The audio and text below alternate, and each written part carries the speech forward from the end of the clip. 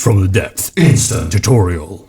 Did you know you can protect yourself from incoming missiles and CRAM shells using intercepting missiles? Well, today, ladies and gentlemen, we will make our own personal Iron Dome. To begin, we will first make a 2-axis turret. We can just plop it down there. And then we're going to build on it, and onto this little 2-axis turret we're going to go to the Defense tab.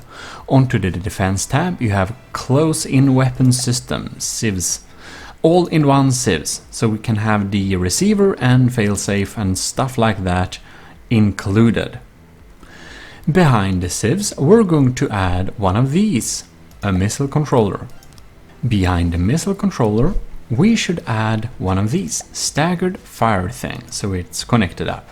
And then we're going to go with small missiles and small launchers. And these we're going to align forward in all the directions around the missile controller. And these are automatically or automagically set up to be what we want basically. We have one variable thruster, one fin, one fuel tank and one missile interceptor. And these things will automatically blow up CRAM shells and missiles that are incoming. There are just some slight adjustments we want to do, and that is to go down here and you can see the thrust duration is 12 seconds, but the lifetime of the missile is only 10 seconds. So we will increase the thrust output so that we are slightly below the lifetime. And then we can have decrease the ramp up time to 0. Warhead arming delay and guidance, we can set them just to 0 like that, so we are sure they react as quick as possible if that matters. And then I think indeed we're set up. Under the missile interceptor you can set it to target only missiles or only CRAMs. The staggered fire don't like the placement, so we're going to take out this little missile thing, and we're going to check and see that the flat side with no connection point is the one that's downwards, and we just shift and click to replace the previous block. Then we can go in here and say that require accuracy before firing, set it to a little lower, so maybe we're a better chance of actually hitting our targets. But not 2, because they are, steering themselves. And now we can go to the Defense tab again, and here we have Munition Warner.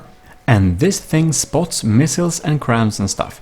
So it's smart to have these on your hull, but we also want one onto our little turret here to increase its hit rate, basically. Alright, now we should probably have some very rudimentary armor thing going on in this. So let's play around a little bit with metal pieces until we can cover up some important stuff, a little bit at least. Something like that will do for this thing on a stick. Then we want them to launch a little bit faster, and to help with that launch we're going to add ejector add-ons. One for each is enough. And that staggered fire, I would set this to the lowest possible value, this 0.05, so we can kind of get a spread, but still not get them at the same place. Very nice. And now I believe that this little system should be ready for some testing. So let us also add a couple of extra munition warners onto our construct, and well, let's spawn a crossbones. Ah, fantastic, absolutely beautiful. And here's a little quick tip. If you want the turret to be hidden partly in hull, you can use a 1-axis turret and an elevation turret and combine them and have the missile parts below deck, like this, and connect them up with a transmitter and then have a receiver on top of here. So this is basically the same type of turret, but with some added complexity. So basically it's not more than that. What you do is just connect the different parts up with missile receivers and transmitters.